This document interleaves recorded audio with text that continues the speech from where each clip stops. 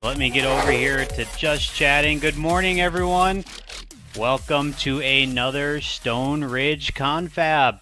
Pleasure to have you guys on the stream today. We've got a couple of different people involved through our conversation today, so it's going to be quite a bit of fun. First off, obviously, you know Adam, who's not here, as you can see in the background. I'm intentionally not on camera right now because is that is a masterclass in Photoshop. I use Snagit. We're going into the Dataverse today. Dataverse. It's now Dataverse. Get ready for it. Tables, attributes, whole new world. We're in the Dataverse. We're there. I love it. I love it. Obviously, Adam's excited about Dataverse, so we're going to talk a little bit about that. Marcus as well has joined, going through kind of what we're going to be talking about with the engineering change management capabilities. And really, to go through that content in more detail, we have our official first guest speaker. An expert. Anne, how are you? Welcome. You're muted. You're muted. Oh, yes. That's what you This is the best intro. Technology. Exactly. Welcome. Thanks for having me. I'm thrilled to be here today. And I was just about to say, it's about time we got some real experts on this dang thing. But, no.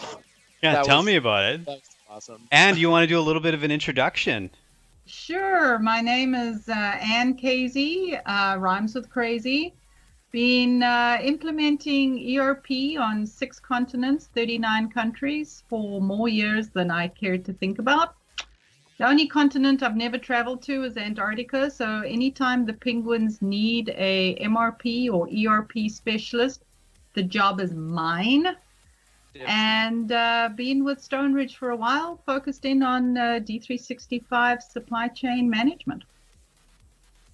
Awesome, man. Well, we really appreciate you being able to come on to the stream today to go through some of the topics, obviously, that you've been covering and you've been presenting on internally. I think you've done a couple webinars on this as well for the engineering change management capabilities, or what do they call it? Project Oaktree? Was it Oaktree? It was called Project Oaktree, and now it's called, which isn't as sexy, right? Engineering change management just doesn't have that that Project Oaktree does. Yeah. It's like the secret has been revealed. Project Oaktree is engineering change management. Yeah, and it's been something that we've needed for a while. I mean, we've had abilities to do it through third parties, obviously, but you know, it's nice that they finally have this now in the base solution. Oh, I'm excited for that presentation today. I guess a little bit of housekeeping to kind of start us off. You know, first and foremost, Adam told me about something that I hadn't even heard. I know, I was in shock. But Adam, what is this Dataverse concept that you speak of? It is, team. It is going to revolutionize how we implement and design Microsoft Dynamics business systems. It is a whole it's CDS. I was going to say, I'm looking for the build-up. I'm like, what's going on? What direction are we going here? So ever the showman, yeah. Yeah, so no longer CDS, now Dataverse. Until a lawsuit happens and they bring it back to CDS. We'll see. But I like it more than DataFlex. Also, like I just riffed on. Wait, no, other way. I just riffed on. So really, how does Dataverse and DataFlex? How could you like one more than the other? because I'm a comic book nerd, Marcus. That's why. There we go. Okay. I'm wearing an all-print Star Wars denim jacket right now. Of course, I'm gonna like something called a Dataverse. Multiverse, Dataverse. Yeah, you know, it's the new name. They're trying to find that stake in the ground, that name. But along with it, you know, there's also a big hubbub in the community, in the channel right now. Gone are entities, and gone are fields, and we're still gonna call them that for a decade. But yeah. And I'll have to be honest. I'm glad that entity is gone. It's a table. Let's just call it a table. It's fine. I've been using them, like I said before, interchangeably for years and years and years. don't care myself.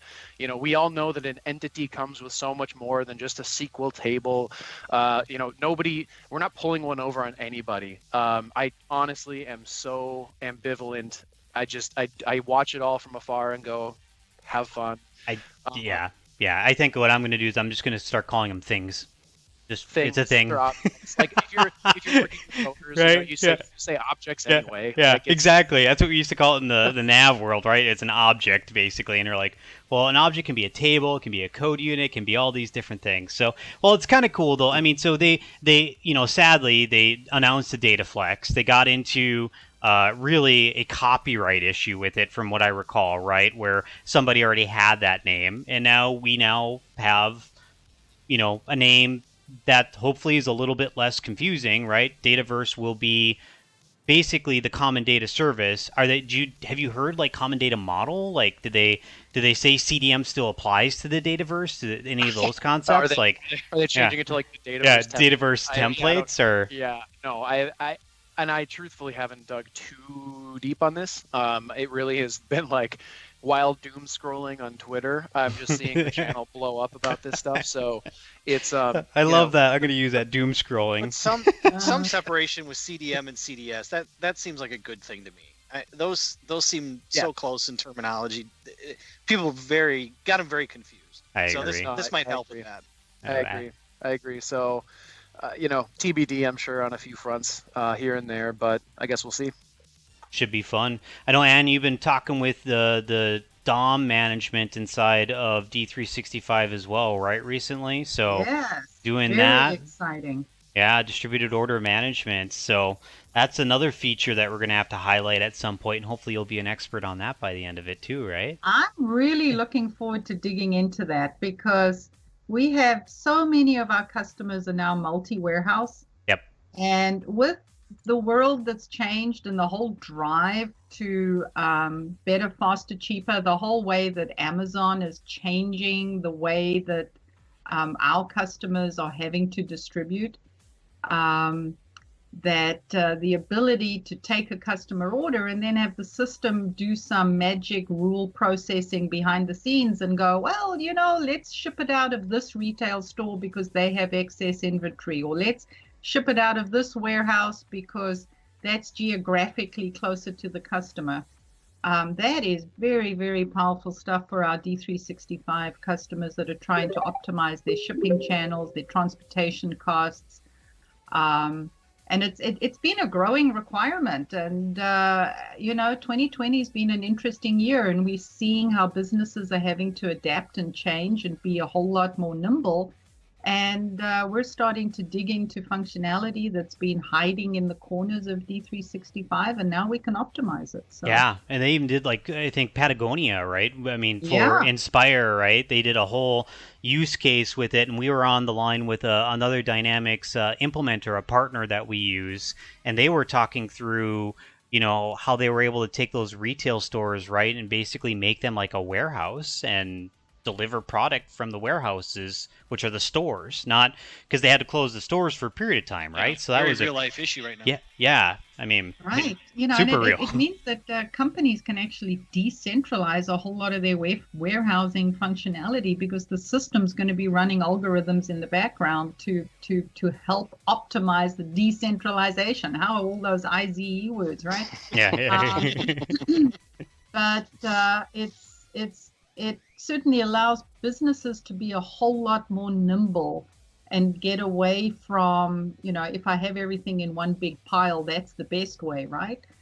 And have the system drive and support some of those business demassification thinking. So very exciting stuff. And you know what's cool about this, guys? So Marcus and Adam and I are in pre-sales. Anne's in delivery, and she could be in pre-sales. I tell you, Anne, you're doing a great job. I mean, it's exciting not just from a pre-sales perspective, I guess, is what we've always tried to make this channel about is the content of it, right? So looks like Christine, common data model for Datazer is coming soon. For Dataverse is coming soon. Well, we're gonna have to check that one out. That's cool. This is the cool thing about chat is that we learn something too as we're going through this. And what we also learned is that we now have a new follower, the Waterboy number 9. And I Well, think Bobby Boucher himself Boucher. literally started following us. That is awesome. Shout out to Waterboy9. Water doesn't suck. Yeah. If it's a Ridger, we want to know who That's took a deep that. cut Waterboy Exactly. reference. You need to know Sandler, right, for that. High quality H2O. All I was just right. thinking if things didn't work Water out sucks. very well this week with Ann, we could get Adam Sandler on next time. We can probably afford him. You're gonna upgrade your whole game. Come on, let's get more viewers, guys. Let's get to 100 viewers, and we'll get Adam Sandler on here, right? I did not say that, right? Oh, we got another follower then too. So what is it? Elongated muskrats is our new follower. Okay, that's awesome as well. So thanks for the follows, guys. We appreciate it. We like to have fun here, obviously. So that's kind of what it is. And so Sabrina says, I'm an Ann fan as well. So Ann, you got fans. You're drawing a crowd. Hashtag Ann fan. You already have Gaga's got her monsters and the Beehive. We got Ann fans. That's all. Fans. I've been on for 12 minutes and I've got 1 fan. Woohoo! Oh, we get all delivery in here, right? Come on, guys. Come on over. And that's more than we've cultivated organically. And no, I'm joking. That's the difference between pre-sales and real life, right? We imagine, right? We imagine. For what it's worth, by the way, before pressing forward, disclaimer, I had to make this comment on a call yesterday. This is not an adult beverage. This is an awesome nitro cold brew coffee. I just happened to put it in a low ball, so if you see me, they call that Guinness, just so we're yeah, that's nitro, right, for it. Yeah, Marcus's. There's no confusion with Marcus's. It's pretty much clear. So, yeah, or as we would refer to it in the household as water, which yeah, is a little different than water. water, real water. Looks like Britt has something too, and Girl Power, Lady of Confab. Britt made a recommendation a while ago, and Britt, I'm glad you brought that up, that we need more women on Confab, and I cannot agree more. So This was an awesome opportunity. Hopefully we'll get the same opportunity in the future, and with you and with others on our team, because I think it's a really important topic, right? We need to be very inclusive with what we're doing here, and that's our culture. That's the way we've always approached it at Stone Ridge. So, like I said, it's an honor and a pleasure to have you on here, Ann. So we're excited about it. With that, let's kind of jump into content now, right? Because it's fun at the beginning here. We're trying to get away from the world. Let's focus on something that's a little bit fun here, right? Which is the engineering change capabilities, right, Ann? And I think you've got a PowerPoint we can pull up and kind of go through to ask questions. And in chat, ask as many questions as you can through this. We're going to obviously ask them too as we have the conversation, but we'd really like to answer them because this is a new feature that launched with, was it Wave 2 that they were looking at launching this with, Ann, by chance? Yep, October, Wave 2. Okay, so this is actually inside now of the solution. Is that a correct statement as well? This is a correct statement. Okay. Can I ask an architecture question? At some point, over the past year, we've talked about some of these components that we think potentially could be available just because of the way they've been designed in Business Central. Is this one of those applications, or is this really a supply chain only type architecture that we're looking at? Yeah, I can take that right away. So that is a really good question, and you probably know it too. But the right now, what they did is they actually went through and they purchased a competitor, right? And who was? Do you remember who it was that they purchased? It'll come to me.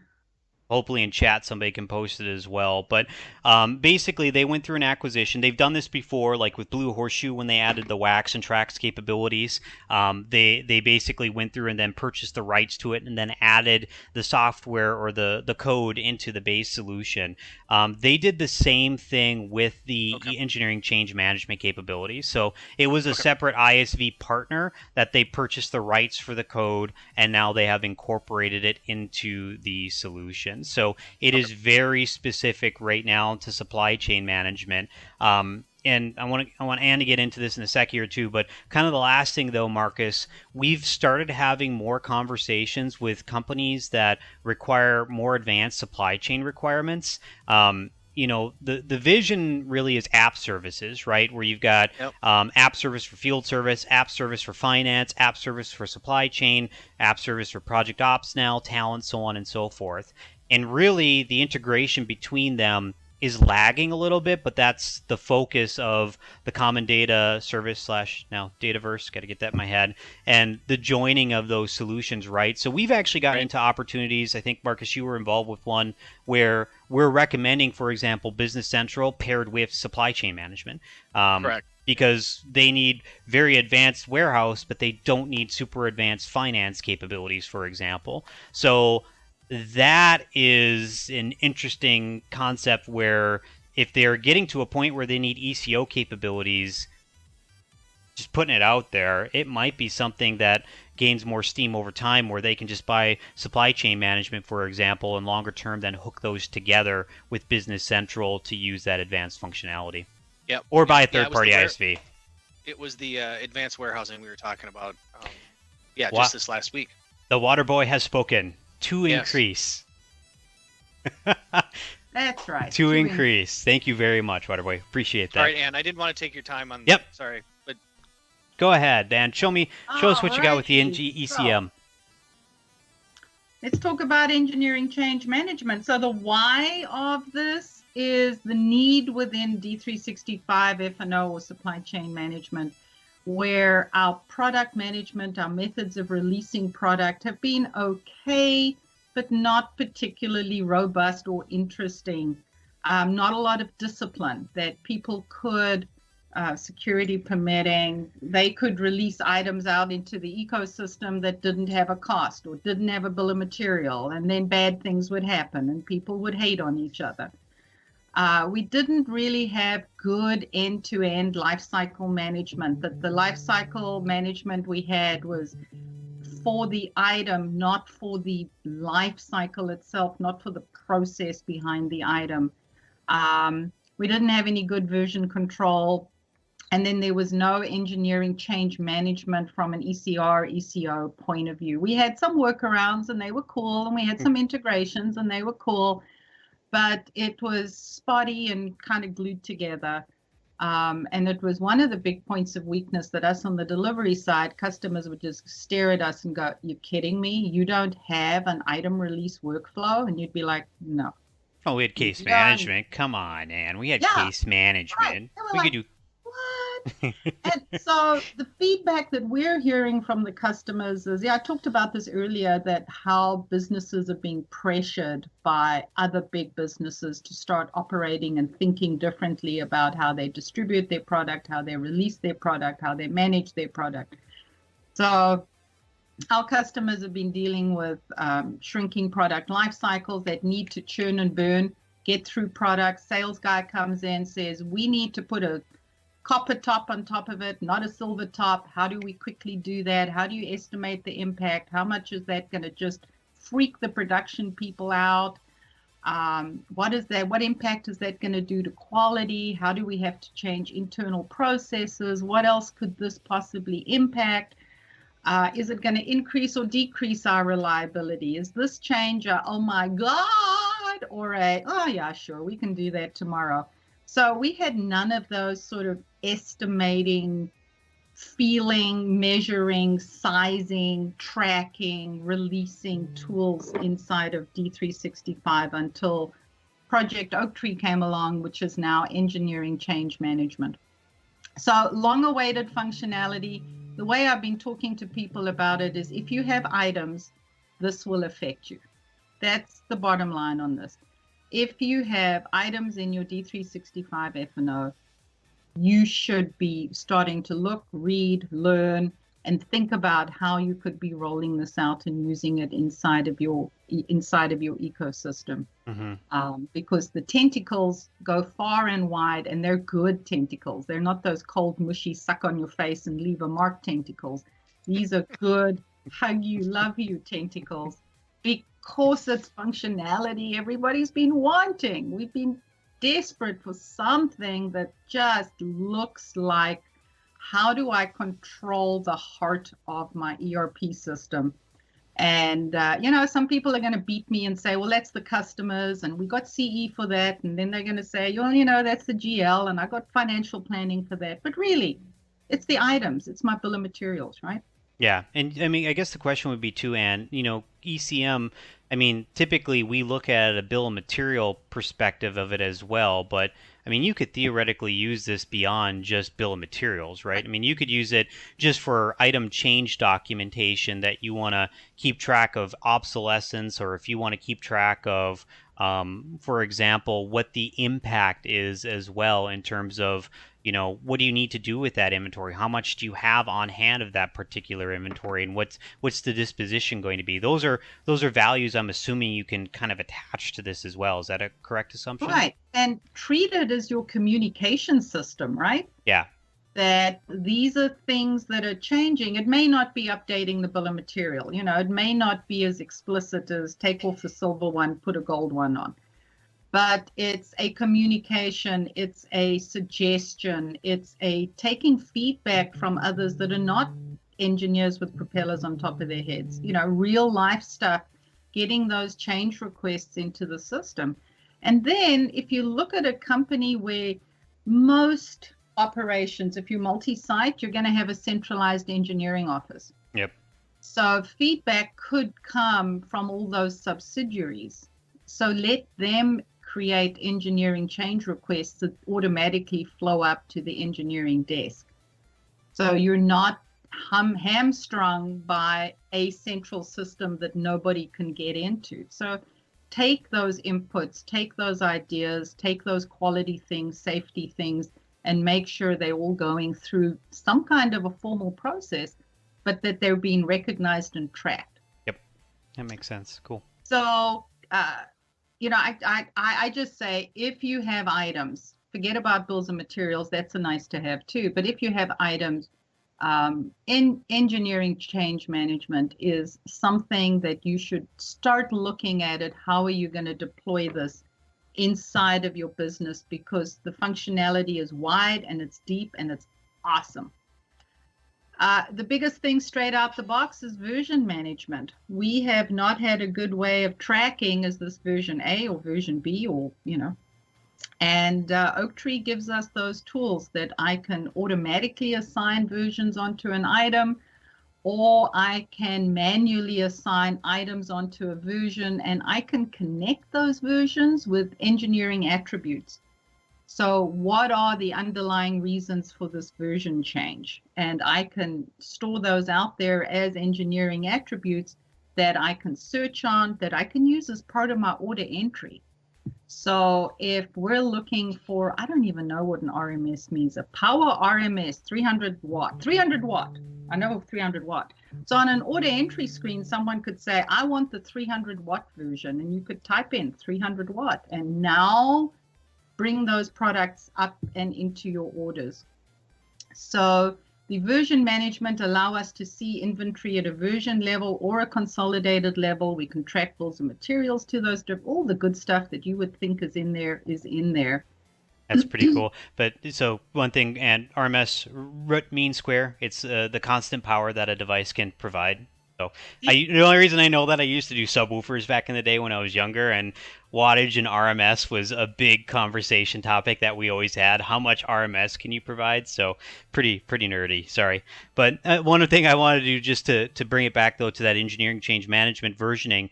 Versions are a new product dimension now, aren't they? They are. Yes, and that I just wanted to highlight, because we'll probably take a little bit of a look at that, but that's a pretty big thing, because it used to be before that we may use like style, color, you know, config, those different types of attributes, but really it's changed. You know, we now have that, like you said, that version that we can attach to the product dimension to drive that. So it's a variant now, right?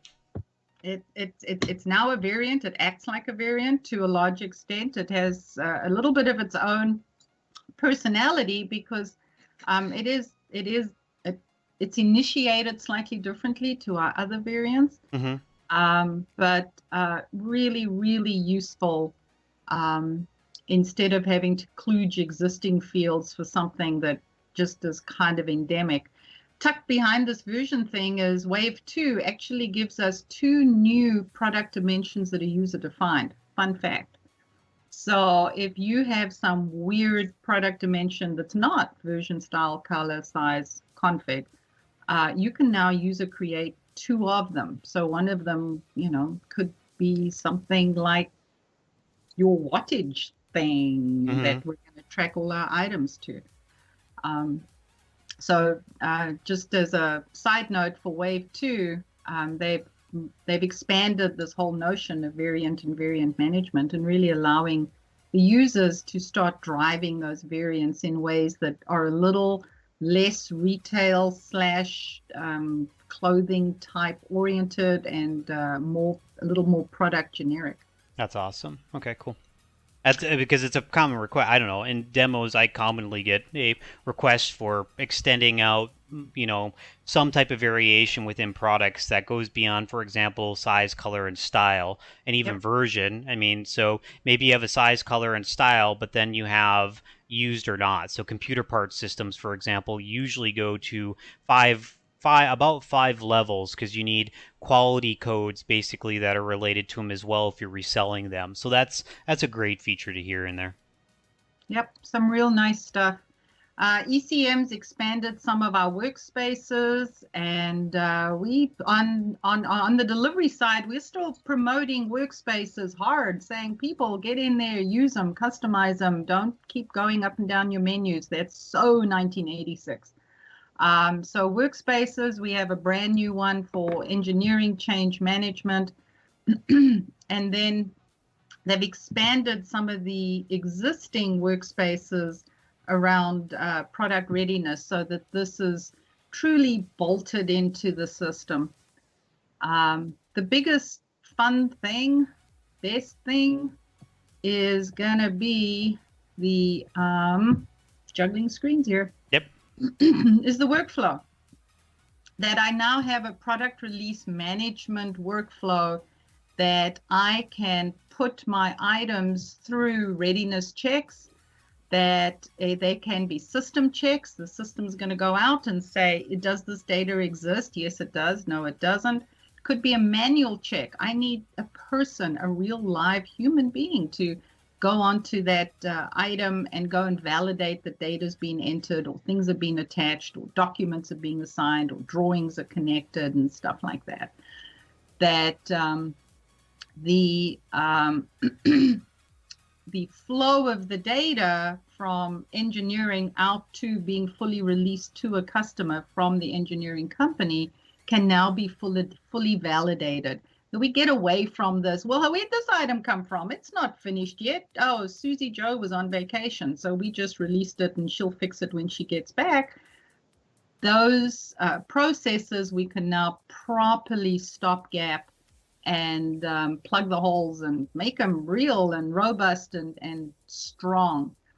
The other thing that's interesting is product templates have been greatly expanded. So we have product templates now under product inventory management, and they capture some of the fields needed for a new item master, right? But not all of them, not the good stuff, not the hard to put in stuff, not the planning stuff, not the order config stuff. And through ECM, those templates are now far more expanded and much more robust and can be applied a little more surgically with all that supporting data. So just a huge win in terms of creating products that are more reliable, creating products that are more like something that it's similar to. We don't have to keep doing this. Well, what did we do last time? So really just beefing up everything to do with what goes onto an item master and then how does that item master go out into the world and live a full and productive life. That's awesome. Little graphics on our workspaces. Product lifecycle state. We have product lifecycles now, and they really aren't terribly wonderful because they're basically a label inside the system, and the only control with that is whether or not the item's under MRP control. And that's like, oh, cute, but not too terribly helpful. So what ECM is offering us is the ability by product lifecycle state to control what transactions are allowed for an item. So if I'm phasing out an item, here I have a thing called end of life. I'm phasing that puppy out. I want to keep taking sales orders until I run out of inventory, but I want the salesperson to know that. So when they're taking a sales order, they're going to get a warning message that says, this is now an end of life item. And that gives them the opportunity to say to the customer, oh, by the way, we are phasing this item out. Do you want to order more? But we're not going to put it on a sales quote. We're not going to commit to have this for a customer down the line. And we're not going to have any purchase orders for this item, right? Yep, or yep. any production orders because it's end of life. So I can, at a fairly granular level, I can now shut down individual transactions, not just broad process streams. And I can either shut them down or give people warnings. And then on the item, I can go and overwrite the statuses per company. So if I have an item in multiple companies, which is happening more and more with our customers, by company, I can actually modify that product lifecycle state. Interesting. Okay. That's a great idea. I mean, I saw the active in planning too. Like you can uncheck the active in planning. So even though you have demand for it, it won't actually generate then a signal to MRP to reorder or produce or any of those other actions. So that makes a lot of sense. Yep. Makes a lot of sense. Really cleans up that chasing behind items and really tidies up this whole communication system that I keep talking about as to what is really, really happening with that item and what do I want my users to be really, really able to do with it, that it's not just this big brush stroke. So I can get nice and granular with it now. We've always had attributes, and this has now been expanded that I can now create engineering attributes that are going to be specific to my engineering version. These are searchable throughout the system, so I can start looking for them on an order or a purchase order and pull up those items by that attribute, not just necessarily by the product name or the product item. So grossly expanded, really useful, a little more practical. And again, going back to this conversation thread I have around communication, really allowing me to explode out the whys around this item or the whys around the engineering request. That's pretty cool. So attributes, I think are kind of used in some ways overused, right? Like saying we can do attributes, right? But really what we're saying here is that you can have engineering attributes that are related to a particular product that are independent of a batch attribute, for example. Because classically, a lot of people in manufacturing process, especially, they look at batch attributes, right? That they want to flow so they can do a search for the batch attributes. It looks like here you can set up engineering attributes that are separate, but you can also then link them, it looks like, as well with that batch attribute right there. Mm-hmm. So that way, when you do an update, for example, to an attribute, if you want that to then flow to your batch attributes because you want to do selection, maybe you change the manufacturer and you consider that a different version, but you have to, in your production life cycle, use up the other manufacturer first for batch selection, right? You would be able to track that then here and have ECM basically update those batch attribute values. Is that a correct assumption? That's a correct assumption, and it can flow up and it can flow down. Okay, so very cool. We're really sharing the attribute love inside of the system and making them part of the conversation around an item because they're now accessible not just as something cool that I can put on a list page or build into a BI report or something, but now they actually become functional pieces of data inside of the system that I can work off of and drive information from. Very cool. Do you know, Anne? So I see the inheritance attribute. Do we know where those are from? Do those inherit from groups, product groups, and things of that nature, or do you know? Yes. It does. Okay, Yep. cool. Some fun stuff. Yeah. Real fun stuff. Doesn't seem like a lot, but it's incredibly powerful, which gets us into engineering change requests, the long awaited, much desired first phase of an ECM life cycle, right?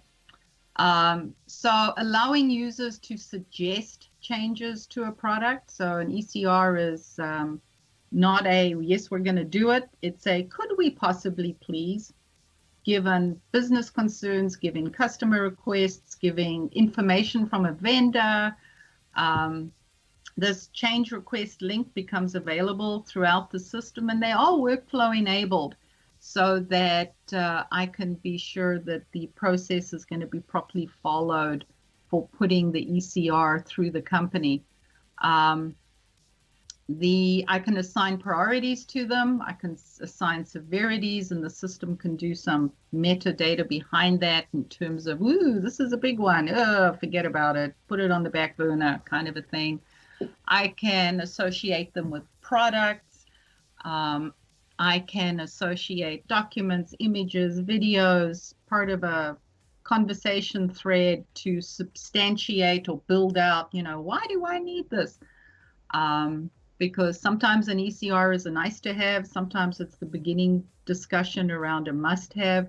Sometimes 3 or 4 ECRs could better inform what could then become an engineering change order where I commit to actually doing something on the product. So we can create them anywhere within the operational companies.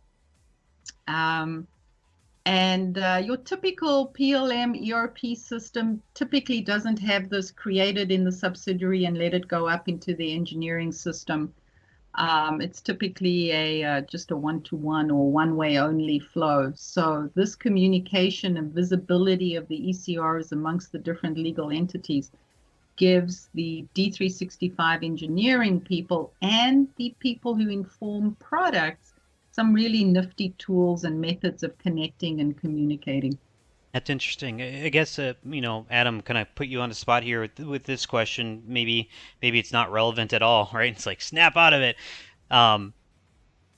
Do you get feedback when you're going through D365 sales, field service, projects, whatever it is, on more the Dataverse slash CE type environment? Have you had requests in the past for when customers report, for example, an issue with a particular product, that you need to track that particular issue and relay that information to engineering?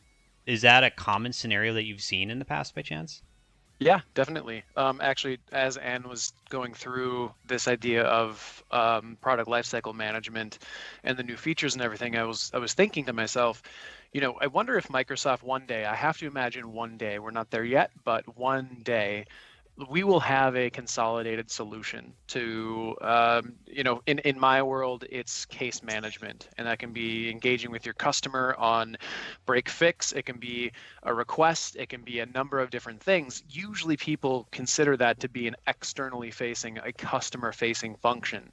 But largely we split it. We can have case management for external customer engagement, issues, ideas, whatever, have that funnel, and then next to that have an internal work stream for case management and properly segment those work streams. And absolutely we've done that where internal engineering teams, if an organization is living on a legacy ERP system, or maybe they don't really have anything super structured internally, we use cases and then build our own custom process flows, the visual process flows, and maybe some custom tables, maybe some some other automation that we configure ourselves to take that initial idea, that initial case, that flash in the pan, build it out, ideate, nurture that, and then push that along a process to actually jump then into products and getting other stakeholders and engineers and other people at the table. So the short answer here is yes, absolutely. The longer answer is, with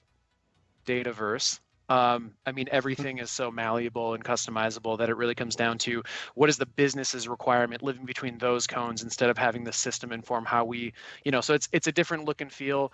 But absolutely, we've been around that block plenty of times. Yeah, because I was thinking like ECR creation. To me, it like you said, it's a case. You start a case with it because that's the information that's coming from the customer, obviously, or that interaction from a sales perspective. But making it so that you have a flow then on the case that you could click on that would generate an ECR to Hmm. bring it over the fence instead of doing something really complex and making a very complex integration. I mean, we theoretically could do that even just right now. How cool would that be to once you figure that out, once you vet that as a customer support agent, you go, oh, this is product development, this is Engineering. ideation, this is a change order, this is something that actually plays into PLM or the change process to properly and efficiently and either automatically or maybe a little bit of quality control from a human presence, the actual agent, kick that over so it goes end-to-end life cycle here. Customer has an idea or something that needs to change. We field that in a case in D365 customer service, and we then are able to automatically route that based on the subject or based on other data that lives on that case to then take that information and push that into this process here. I mean, we're It's set talking up. like Yeah. front end Power Apps portal, Yeah. D365 CD Dataverse, and then end to end here, going further downstream, actually jumping then into the ECR workflow. Yeah. That's awesome. Okay. And that's why I want to make sure because to me, it just, this, like, I could actually, in a demonstration, set this up without any code. I think I actually could. I think you could actually just create a flow, set it up to say, when you have a case inside of customer service, you click on a button, it creates that inside of Dynamics, and in actually supply chain management, or supply chain is what we call it. But even in supply chain, we have events too. So that way, Anne, if you change a request, for example, and assign it to an ECO, it's set up that says when a record gets created in this table that may have been related to a case, send a signal back to the case inside of customer service, right? So, and it's not code that we're doing to be able to drive this. It's just events that are occurring between them, which I just think is pretty dang cool because it makes it so much easier to take that feedback and incorporate it then into the ECR ECO process. So, But, takes me back to my opening statement about this is part of that communication system that we've been missing in the F&O world or the SCM world. And with its tentacles, the loving tentacles, this really gives us tools, and it gives the customer, empowers the customer to actually take a whole lot of data points that have been hard to mine and correlate and start putting them together in a meaningful glump, and then start actioning them, and then action them through a workflow. So we know that, the things are progressing in the way that stuff needs to happen to optimize this communication chain. We can assign different people to different parts of the workflow, different roles inside the workflow. And once that ECR is properly processed, at some point in time, we can then convert it into an engineering change order. And the change order is the Bob the Builder part, right? We are going to build it. We are going to change it. And so an ECR can get copied into an ECO, or it can be fed in manually. And I can use an engineering change order for a number of things: creating a new version, updating an existing version, modifying a bill of material, a route, attributes, playing with the life cycle, taking it through some kind of process change in terms of sales. Say we're now going to phase that out. All right, what does that look like on the business side? Sales come up with all sorts of great ideas, but how is that going to actually impact the real world people? A vendor comes in and says, you know what, that item that you buy from us, we can no longer get it, or it's no longer going to be manufactured. So these are the new specs of the new replacement part. Now we got to go and noodle on that because things are changing. Mm-hmm. So an engineering change order can go against multiple items. I can group them together. I can just do it for one item, have a family of items. And again, it's workflow enabled. So I can have my checks and balances, put my engineering change order through a formal process that I know the people who need to be touched are going to be touched. The inputs I need, I'm going to get. and stuff isn't going to get lost between the cracks or die out in the weeds, right? And then we get to the everybody's engineering change order is always the building is burning, right? Everybody feels that their needs are the most important way.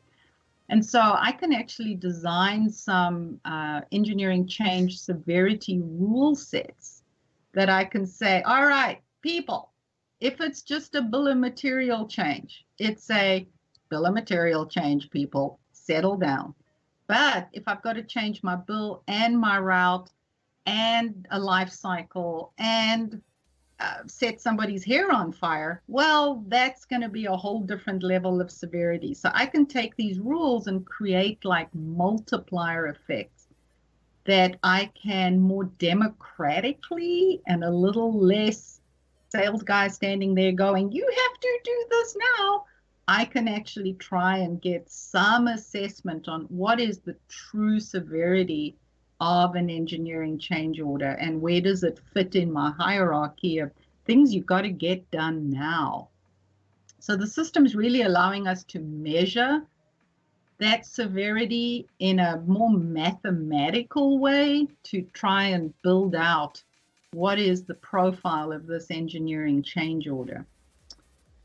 And it looks like it comes with a bunch out of the box, right? So it's got like an attribute, a route, a document, a rule, another rule impact. It looks like I'm just looking on my screen real quick here, and then a BOM change. But these are, here's the thing, you can always tell when there's code involved with this, right? These are classes, it looks like, that you code. Case. Exactly. It's like, you look at it and you're like, as an end user, it's like, Yeah. But you've got some that are out of the box. The point is that you can then create new classes to do more complex rule evaluation, which is nice because you've got a framework basically to be able to go through and do it. So that's pretty cool. That was going to be my question. Is in the CRM world, we've got the D365 sales, customer service, all the customer engagement stuff. We've got this concept of business rules. We've got this concept of basically, and this is for like form level, hide, show fields, require fields, don't require fields. There are a number of different controls that are sort of pre-baked. You don't have to be a coder to go and just like visually construct these rules. And it feels like it's a pretty similar concept where it's maybe the ease of entry is a little better versus just actually scripting something, source control, whatever language you're going to use for it. So this is cool. Yep. Yeah. Really helps to measure or weigh the true importance of that engineering change order instead of someone there with their hair on fire, right?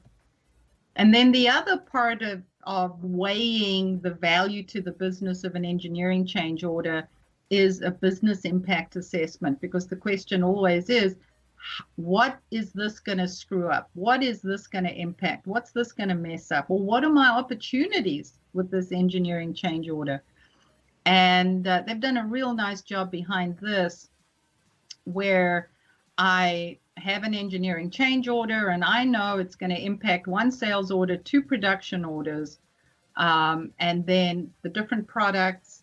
And I can keep drilling down and getting to actual intercompany inventory, production orders, and go all the way down to a transaction level of if I were to use this engineering change order right now, what do I have to go and do and tell people and pull paperwork off the shop floor and go and tell people to go disassemble number 5 because now we've changed the bill of material around this item, or I need to go tell a customer, hey, we no longer have the red one because we've just ECO'd that sucker out the door, but I do have blue ones that are really cute.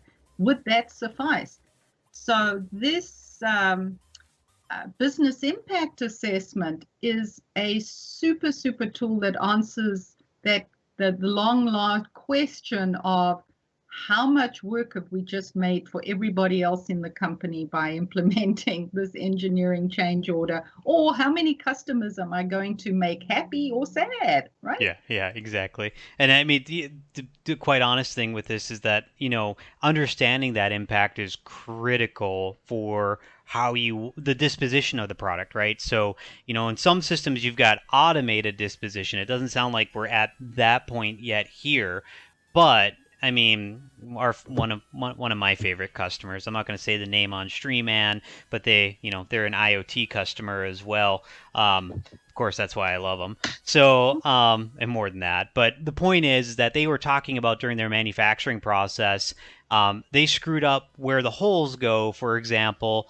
on one of the parts, and they have to basically take all those parts and redo them. And they can actually correct them. They're not so wrong. They're basically missing, I think, holes is what it came down to. But that was because their engineering version didn't have the right specs for where they needed to drill those holes. So they've got to create a rework order now to go take that and rework it. This at least shows you then, you did the initial version. Here's everything that's in inventory now that you're going to have to figure out what you're going to do with it. Are you going to scrap it? Are you going to sell it as is? Or are you going to rework it to bring it up to that new version as part of your business process? So it's very cool to see that they have a business impact assessment, because that's that's table stakes to me when it comes to the engineering change capabilities, which is cool to see.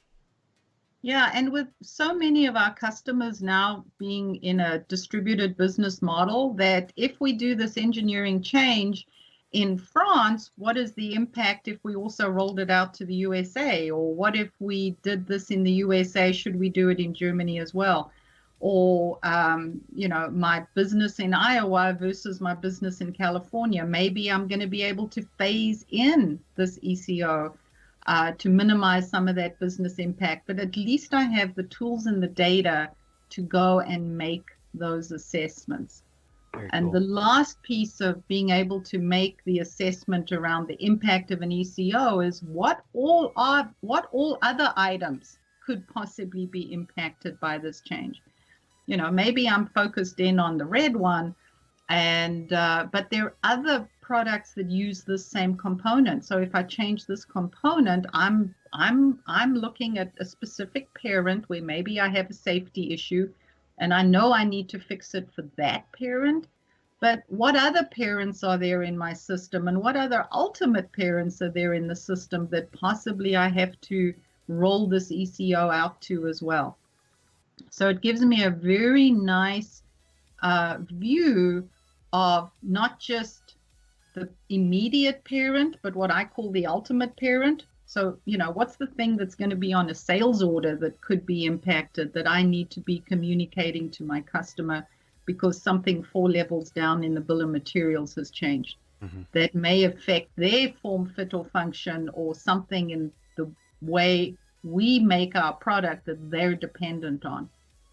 So a lot of just, hey, these are the things that are going to be, these are the things that are going to happen, not just because an engineer sat down and said, we're going to change something, but the total impact across the business in terms of our buying strategies, our quoting strategies, our sales strategies, and production strategies. And not just in my little mud puddle, but all the mud puddles out, around inside of my supply chain ecosystem. Because again, we're trying to do the best possible thing for everybody, and we need to measure the impact and know where the impact is going to be. Mm-hmm. So some very, very powerful tools inside of the ECO, ECR part of the system. Some great tracking tools, note-taking tools. The workflow is powerful. So ECM as a module is just this little gift that came just before Christmas. It truly has made 2020 just like, yay! Something to go and play with, something to noodle on, something that is going to be very impactful for a lot of our customers. That's awesome. Then there's the roadmap, right? So it's 10, I was going to say, I have a 10.0.14 and I don't see this. It looks like 10.0.15 is where we're going to start seeing this feature where you can enable it. Correct. So 10.15 is out on public preview. And when you install that, you can go and turn on the feature, and it'll come up in your menu system as engineering change management, and you'll see all that functionality that I had on one of my early slides in terms of the menu build out. The go live code date is going to be February 2021. So if you want to put it up in your sandbox, start playing with it, you've got a couple of months before it becomes standard code. There is no upcharge for this module. There's no increased licensing fees or anything like that. Currently, there is no support for process manufacturing. That's coming in April. But discrete manufacturing is fully supported right now. So we're certainly very excited about it. The customers that I've spoken with are seeing just that they're not going to be purchasing really expensive PDM systems, because we now have an offering inside of D365 that is robust. It has good functionality, and it really expands the notion of why do you put in an MRP system in the first place, and that's communication and access to data and reliable work streams. Awesome. A lot of good content here, Anne. I mean, this is, it's great to have. I mean, like I said, we've got demo environments with this too, right? That we can actually, if people are curious on more details with it, I think we were playing around with one, spinning it up in the background, right? And it works fairly well then, I'm assuming, for going through the functionality, because we have it all set up already, right? Yeah, we started playing with this probably 6 weeks ago. We're really, really lucky that we have an employee here at Stone Ridge who had worked with the original product. And I first caught wind of it and sent out an email saying, has anybody ever seen this before? And he raised his hand and went, I used to work with this. So that put us in a unique position that we had expertise on the core product right out the chute. So it has been an amazing trip for us to be able to ramp up on this code, because the product is far and wide. It's a lot of new functionality. And we've done internal training for our people. We've done a couple of customer-facing webinars. One of our guys is busy running a one-day training class on it today for a different customer. So the customers that we've been working with are very, very excited about this. That's awesome. That's awesome. I will say from the slightly, we're all coming together in time, but from the outsider's perspective a little bit, I really, really liked that business impact report. Like understanding how all configurations are set up, what these items are, on-hand inventories, breaking things down to very, very detailed levels, and then projecting, hey, if you make these changes, this is what you're going to realize across your enterprise. That, like, I'm very used to building from scratch and designing from requirement, like having that ready to go, obviously understanding there will probably be a few asterisks and things to consider along the way, but just having that baked in, ready to go, that full up business impact on those change orders and those updates, that's chef's kiss. That's awesome. I agree entirely. I mean, it'll be interesting too, Marcus, kind of going to Business Central with this, right? I mean, Business Central usually doesn't get the feature right away, but they eventually get the feature because there's a lot, just like on super high-end capabilities, they usually come down to SMB almost always, at least at some base level. But just to make sure people understand this concept, if you're looking at it from a Business Central or SMB perspective, I mean, we have code, Marcus, that we can actually implement for engineering change management that does a pretty good job. It's at an early base level, right, of notices and then requests. I think we call it requests and notice that we did with it. But it allows you to list kind of the versions, some of the changes that you can do for the bill of materials, do a where used, does some of the basics with it. So, you're not being forgotten, I guess, is what I'm saying here too, right? Yeah, there's some base functionality there. That's fine. And I know we have some clients that have actually implemented the CE option that Adam had talked about earlier, where they leverage a change management process in that application too. Yep. Awesome. Well, we are at time for today, and it was an absolute pleasure to go through this. I think you did a phenomenal job. Thank you. Yeah, and you have fans. Thank you, so Ann. I bet had you'll be fun. back. It was Come on, good chat, go playing crazy. Give her, Confab quiz. And fan. give her, thumbs up and happy thoughts in chat here. Kind of summarizing at the end here too what we're going to be covering next week. We have on not next week, 2 weeks from now. Sorry, December 3rd at 11. We have our live agents, power virtual agents, and omni-channel. Oh my, Adam, do you want to give us a sneak peek on what you're going to be covering? Yeah, it's awesome. You should join.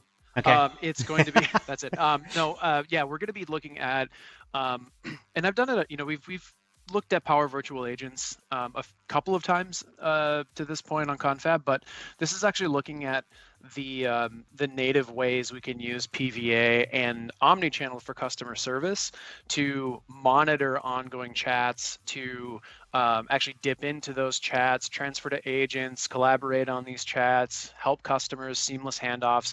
It's going to be a lot of fun, and you should tune in.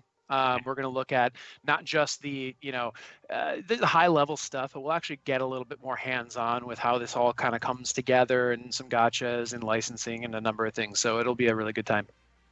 Awesome. And today, I will say today's geeky deliciousness. I mean, I mentioned it earlier, but this is an all print, like a denim jacket that my awesome wife got me, and it's got TIE fighters, it's got everything all over, like, and I'm breaking out from the image here, but yeah, that's the geeky deliciousness this week. Yeah, you need to get the new, what's the new Star Wars game that came out that everyone's Squadron. talking about? Squadrons, with an Oculus too. I'm going to see one of the streams. You're going to be on it, just looking around. Maybe we'll stream that in the background. Just People join can watch a Confab video one day game. with the whole Yeah. apparatus on, just doing this the entire time and Yeah. fielding questions. It'd be fun. It'd be fun. And then just so everyone knows too, for kind of after that, which is going to be a lot of fun, Adam, I've got to talk to you a little bit. I got a PVA opportunity that I'm going to be doing in finance. So having a virtual agent actually look up credit and collection information. So this is going to be kind of cool. Other fun topic, right? Other topics that we're going to cover too, just so everyone's up to speed for the future here. December 17th, we have technology in 2020.